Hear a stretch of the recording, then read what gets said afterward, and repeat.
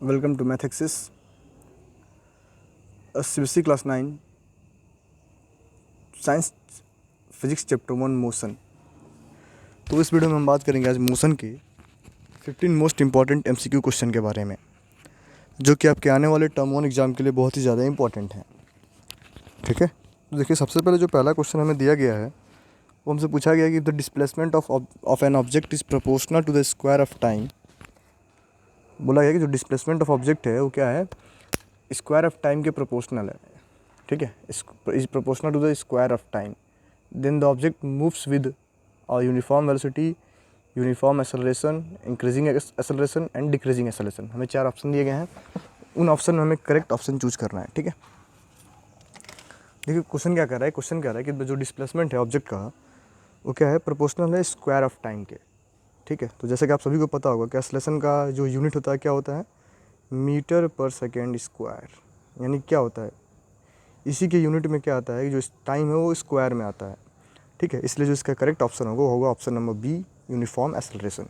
Uniform acceleration. तो ये था क्वेश्चन नंबर 1 का सॉल्यूशन, यानी कि 1 का जो करेक्ट ऑप्शन है यूनिफॉर्म एक्सेलरेशन। ठीक है, नेक्स्ट है क्वेश्चन नंबर 2। दिया गया कि from the given VT graph यानी वेलोसिटी टाइम ग्राफ, ये दिया गया आपको, वेलोसिटी टाइम ग्राफ दिया गया है। पूछा गया कि it can be inferred that the object is at rest. यानी हमसे पूछा जा रहा है कि जो ग्राफ पढ़ के आपको बताना है कि ऑब्जेक्ट कहाँ पे है, रेस्ट पे है, यूनिफॉर्म मोशन में है, कि मूविंग विथ यूनिफॉर्म एक्सेलरेशन है, या फिर इन अ नॉन यूनिफॉर्म मोशन है। ठीक है, देखिए जो ग्राफ है वो क्या है, टाइम के साथ साथ बढ़ रहा है। ठीक है, यानी ये शो कर रहा है कि जो ऑब्जेक्ट है वो क्या है, रेस्ट पे तो नहीं है, उसका स्पीड बढ़ रहा है, उस नहीं वो चल रहा है। ठीक है, रुका हुआ नहीं है। ठीक है, यानी और दूसरी बात क्या है कि जो ग्राफ है वो पैरेलल टू दिस, यानी कि टाइम और एक्सिस के पैरेलल है। यानी ये शो कर रहा है कि जो इसका स्पीड है कांस्टेंट है। ठीक है, यानी कि जो ऑब्जेक्ट है यूनिफॉर्म मोशन में, किसमें, यूनिफॉर्म मोशन में, यानी कि एक कांस्टेंट स्पीड से आगे बढ़ रहा है। ठीक है, यानी जो इसका करेक्ट ऑप्शन होगा ऑप्शन नंबर बी। नेक्स्ट है क्वेश्चन नंबर 3। इसमें दिया गया है suppose a boy is enjoying a ride on a merry go round which is moving with a constant speed of 10 metre पर सेकेंड। ठीक है, implies that the boy is, देखिए क्योंकि बॉय किस पे है, तो सर्कुलर मोशन कर रहा है, मैरी गो राउंड यानी कि सर्किल में घूम रहा है। तो कोई भी अगर सर्कुलर मोशन होता है, भले ही वो कांस्टेंट हो, वो क्या होता है, एक एक्सेलरेटेड मोशन है। एक एक्सेलरेटेड मोशन है। ऐसा क्यों होता है, क्योंकि जब कोई ऑब्जेक्ट अगर सर्किल पर मूव करता है तो उसका जो डायरेक्शन है वो कॉन्टिन्यूस चेंज होता रहता है, जिसके वजह से जो सर्कुलर मोशन होता है उसको हम लोग एक एक्सेलरेटेड मोशन मानते हैं। क्या मानते हैं, एक्सेलरेटेड मोशन। ठीक है, यानी जो इसका करेक्ट ऑप्शन होगा option number C, accelerated motion. देखिए बहुत ही इंपॉर्टेंट MCQ क्वेश्चंस हैं ये, इनमें से आपके बोर्ड एग्जाम में 100% आपके स्कूल के या फिर क्या लीजिए जो आपका टर्म 1 एग्जाम होगा उसमें पूछा आ सकता है। नेक्स्ट है क्वेश्चन नंबर 4। दिया गया है कि a particle is moving in a circular path of radius r। ठीक है, क्या रेडियस r है, तो the displacement after a half a circle would be, यानी कि जब हाफ मोशन कंप्लीट करेगा तो हमें बताना है उसका डिस्प्लेसमेंट क्या होगा। ठीक है, देखिए ऑब्जेक्ट हम जानते हैं कि डिस्प्लेसमेंट का मतलब क्या होता है कि फाइनल पोजीशन और इनिशियल पोजीशन का शॉर्टेस्ट डिस्टेंस। यानी ऑब्जेक्ट कहाँ से घूमना शुरू किया है, तो सर्कुलर पाथ पे घूम रहा है, मान लीजिए पॉइंट A से स्टार्ट किया और घूमते हुए पॉइंट B पे पहुँच गया, तो इनके बीच का शॉर्टेस्ट डिस्टेंस जो क्या हो जाएगा, डायमीटर। क्या हो जाएगा, डायमीटर, यानी क्या हो जाएगा 2r। यानी जो इसका करेक्ट ऑप्शन होगा वो ऑप्शन नंबर सी, 2r। ठीक है, तो नेक्स्ट है क्वेश्चन नंबर 5। क्वेश्चन नंबर 5 में हमें दिया गया है कि which of the following can be sometimes be a zero for a moving body. हमसे पूछा गया कि इनमें से कौन सा है जो जीरो हो सकता है किसी मूविंग बॉडी के लिए। ठीक है, तो देखिए डिस्टेंस ट्रैवल, जो डिस्टेंस होता है, डिस्टेंस ट्रैवल ये कभी जीरो नहीं होता। आप पढ़े होंगे क्लास में, आपको टीचर पढ़ाए होंगे कि जो डिस्टेंस ट्रैवल है वो कभी जीरो नहीं होता है। लेकिन डिस्प्लेसमेंट जीरो हो सकता है, डिस्प्लेसमेंट आपका जीरो हो सकता है, यानी कि जो ऑप्शन 4 है वो जीरो पॉसिबल है होना उसका। दूसरी बात, फिर एवरेज स्पीड, ये जो स्पीड होती है वो कभी जीरो नहीं होती है। ठीक है, बट वेलोसिटी जीरो हो सकती है, वेलोसिटी जीरो हो सकती है, एवरेज वेलोसिटी। यानी कि ऑप्शन 1, यानी आपका ऑप्शन 1 और ऑप्शन 4 ये दोनों ऐसे ऑप्शन हैं, एवरेज वेलोसिटी और डिस्प्लेसमेंट, जो कि जीरो होने, जिनका जीरो होना पॉसिबल है। यानी कि ऑप्शन नंबर सी हमारा करेक्ट ऑप्शन होगा, 1 और 4। नेक्स्ट है क्वेश्चन नंबर 6। क्वेश्चन नंबर 6 में पूछा गया है कि which of the following statement is incorrect regarding velocity and speed of a moving body. पूछा कौन सा स्टेटमेंट करेक्ट है रिकॉर्डिंग वेलोसिटी एंड स्पीड। तो पहला दिया गया कि velocity of a moving body is always higher than its speeds, ठीक है, एक ये है। फिर पूछा गया कि speed of a moving body is always higher than its velocity. ऐसा कुछ ज़रूरी नहीं है कि स्पीड ज़्यादा होगा वेलोसिटी कम होगी। अब दिया है speed of a moving body is velocity is its velocity in A given direction, ठीक है। देन लास्ट में पूछा गया है कि velocity of a moving body is its speed in A given direction. Yes, तो ये आपका ऑप्शन डी करेक्ट ऑप्शन है, क्योंकि हमसे कहा जा रहा है कि जो वेलोसिटी होती है मूविंग बॉडी की वो क्या होती है, तो उसकी स्पीड होती है बट एक पर्टिकुलर डायरेक्शन में। देखिए वेलोसिटी और स्पीड में क्या डिफरेंस है, वेलोसिटी भी स्पीड ही है, लेकिन इसमें क्या होता है कि बस अलग से डायरेक्शन मेंशन हो जाता है, ठीक है।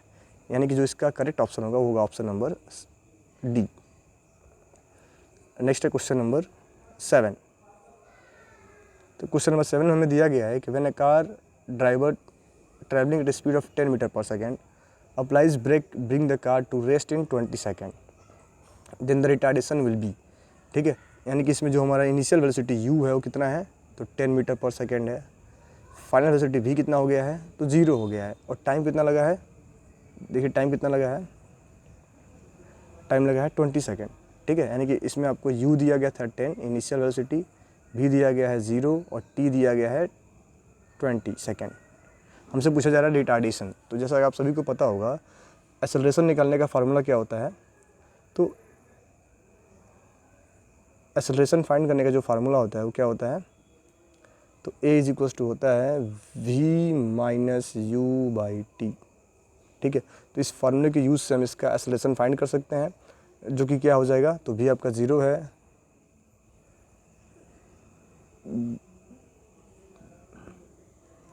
v आपका क्या है 0 है, u 20 है, सॉरी u 10 है, u कितना है 10 है, और टाइम कितना लगा है, तो टाइम 20 मिनट लगा है, 20 सेकेंड। जब इसको हम सिंप्लीफाई करेंगे तो जो हमारा आंसर आएगा वो आएगा आपका ऑप्शन नंबर डी, क्योंकि रिटार्डेशन हो रहा है ना, तो ये ऑप्शन डी यहाँ गलत है। इसका आंसर राइट आंसर क्या हो जाएगा, ऑप्शन नंबर सी 0.5 मीटर पर second square. Negative, negative sign क्या शो कर रहा है कि रिटार्डेशन है, क्या है रिटार्डेशन, ठीक है। ऐसे में इसका ऑप्शन डी भी हम करेक्ट ऑप्शन कह सकते हैं, क्योंकि देखिए रिटार्डेशन पूछा गया तो रिटार्डेशन हरदम क्या होगा, कभी भी पॉजिटिव वैल्यू पॉजिटिव क्वांटिटी आती है, माइनस साइन हमें क्या शो करता है कि जो उसका डायरेक्शन है वो निगेटिव डायरेक्शन में हो रहा है, ठीक है। नेक्स्ट है क्वेश्चन नंबर 8। यहाँ दिया गया है the speed time graph of A car is given here using data in the graph calculate the total distance travel with the car. यहाँ देखिए स्पीड टाइम ग्राफ दिया गया हमें ये, और हमसे पूछा जा रहा है कि इसके डाटा को रीड करके हमें बताना है कि जो टोटल डिस्प्लेसमेंट है वो कितना है, टोटल डिस्टेंस कितना कवर किया गया है, ठीक है। तो देखिए टोटल डिस्टेंस आ गया है 875 मीटर। अब ये कैसे आया है इसको हम जानेंगे।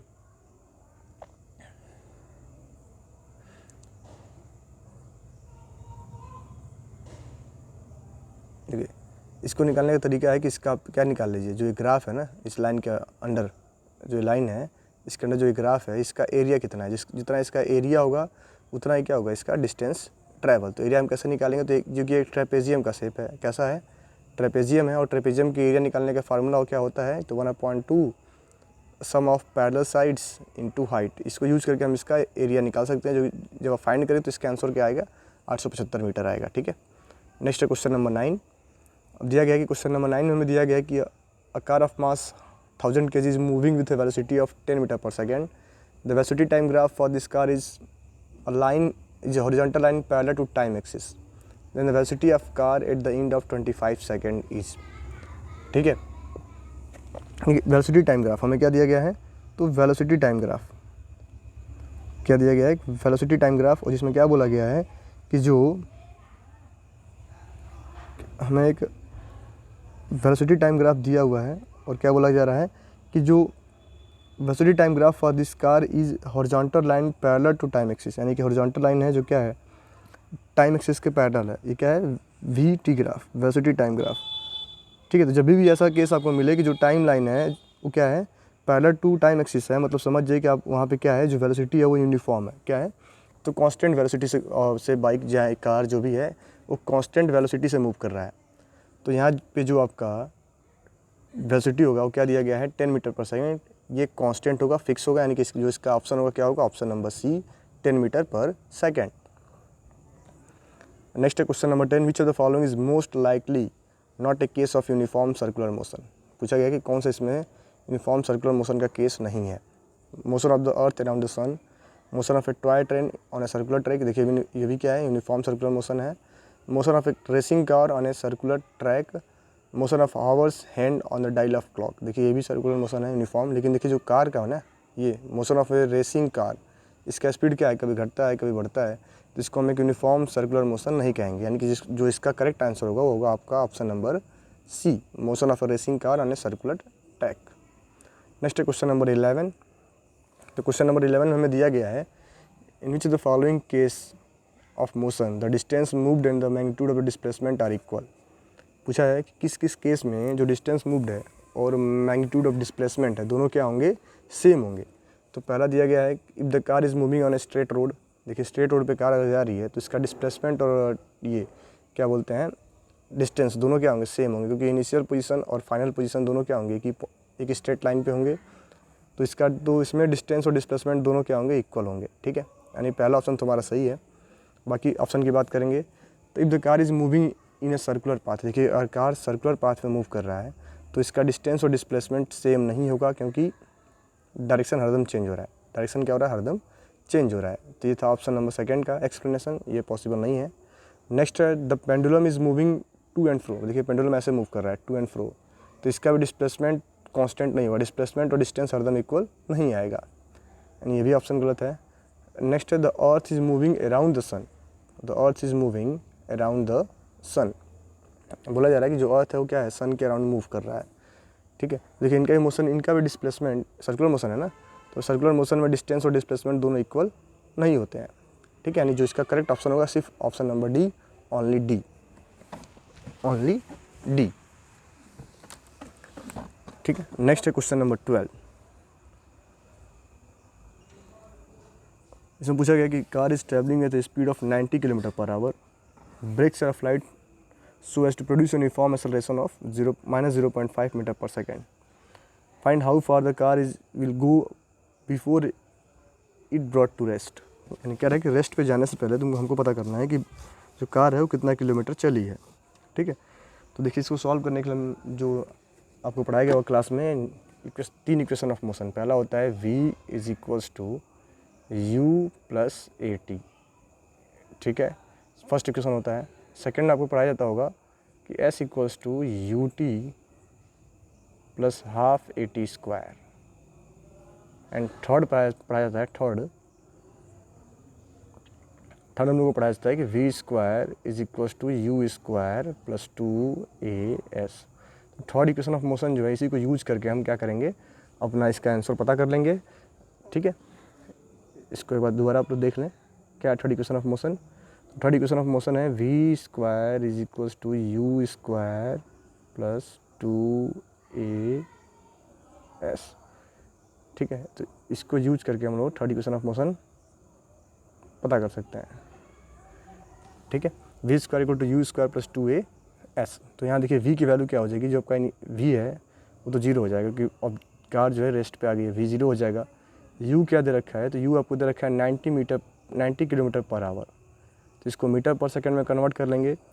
जो मीटर पर सेकंड में कन्वर्ट करेंगे तो ये आपका आ जाएगा 25 मीटर पर सेकंड। क्या आ जाएगा, 25 मीटर पर सेकंड। और a की वैल्यू आपको ऑलरेडी दी गई है 0.5। ठीक है, तो इसको जब इस फार्मूले में हम पुट करके सॉल्व करेंगे तो हमारा आंसर कितना आ जाएगा, तो जो हमारा राइट आंसर आएगा वो आ जाएगा आपका ऑप्शन नंबर सी 625 मीटर। तो ये था क्वेश्चन नंबर 12 का सॉल्यूशन। अगर आपको समझ में नहीं आता तो आप हमें कमेंट करें, इसका सॉल्यूशन आपको अलग से बना के प्रोवाइड किया जाएगा। नेक्स्ट है क्वेश्चन नंबर 13। तो इसमें हमें दिया गया है कि in a free fall the velocity of a stone is increasing equally in equal interval of time under the effect of gravitation of earth, then what can you say about the motion of this stone. देखिए ये uniform acceleration motion है, क्योंकि जब कोई object अगर height से नीचे आती है तो उसका अर्थ के ग्रेविटी के कारण उसका जो स्पीड होता है हरदम क्या होता है, इंक्रीज होता रहता है, यानी कि ये एक यूनिफॉर्म एक्सेलरेटेड मोशन है। ठीक है, नेक्स्ट है क्वेश्चन नंबर 14। इसमें पूछा गया है the numerical ratio of displacement to distance for a moving object is, जो इसका न्यूमेरिकल रेशियो है तो इसको आप याद कर लें, हरदम क्या होता है, is less to 1 is equal to 1 और लेस देन 1, क्योंकि जो डिस्टेंस और डिस्प्लेसमेंट है, या तो डिस्टेंस और डिस्प्लेसमेंट दोनों बराबर होंगे, नहीं तो डिस्प्लेसमेंट जो होगा हरदम डिस्टेंस से छोटा आएगा, हरदम क्या आएगा, डिस्टेंस से छोटा आएगा, यानी कि जो इसका रेशियो पॉसिबल हो सकता है या तो इक्वल टू 1 आएगा या फिर लेस देन 1 आएगा। ठीक है, नेक्स्ट है क्वेश्चन नंबर 15।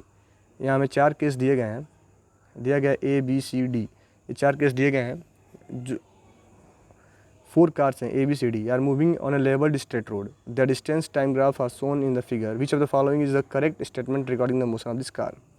इसमें बताना है कि कौन सा करेक्ट एक्सप्लेनेशन है। देखिए डिस्टेंस है और ये टाइम है। ठीक है, तो देखिए बोला गया कि car A is faster than car D, तो ये तो गलत स्टेटमेंट है, क्योंकि देखिए कार डी का ज़्यादा डिस्टेंस चली है कम टाइम में, यानी उसका स्पीड क्या है, ज़्यादा है, उसका स्पीड क्या है, ज़्यादा, यानी कि ये तो करेक्ट स्टेटमेंट नहीं है। फिर पूछा गया कि car B slowest, car B slowest. ठीक है, देन दिया गया थर्ड में car D is faster than car C, ये भी सही, ये भी आपका बोला गया कि जो कार डी है वो कार सी से फास्टर है, तो ये भी सही नहीं है। ठीक है, देन बोला गया है the car C is the slowest, ऐसा कुछ पॉसिबल नहीं है, जो इसका करेक्ट ऑप्शन होगा ऑप्शन नंबर बी, जो कार बी है वो स्लोवेस्ट है, क्योंकि सबसे ज़्यादा टाइम ले रही है और सबसे कम डिस्टेंस ट्रैवल की है। ठीक है, इसका स्पीड सबसे कम है। तो ये थी आपके क्वेश्चन, कुछ चैप्टर मोशन के इंपॉर्टेंट MCQ क्वेश्चंस। अगर आपको अच्छा लगा तो आप हमारे चैनल को सब्सक्राइब करें और लाइक करें, एंड बहुत जल्दी आपको अदर चैप्टर्स के भी MCQ प्रोवाइड किए जाएंगे। Thank you.